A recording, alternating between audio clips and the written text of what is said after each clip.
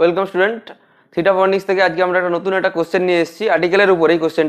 কোশ্চেনটা তোমরা দেখো কি আছে।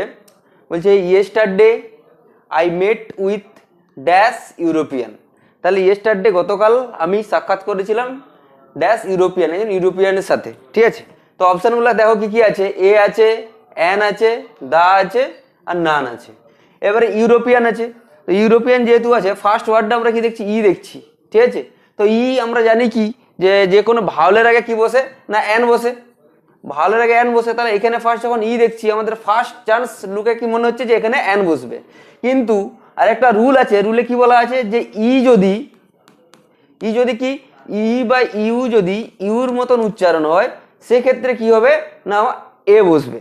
এখানে ইউরোপিয়ানের ইটা দেখো ই আছে কিন্তু উচ্চারণ কি হচ্ছে ইউরোপিয়ান, ইউর মতন উচ্চারণ হচ্ছে, সেই জন্য এখানে কি হবে না হবে এ বসবে।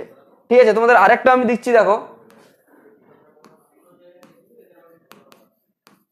Dash union.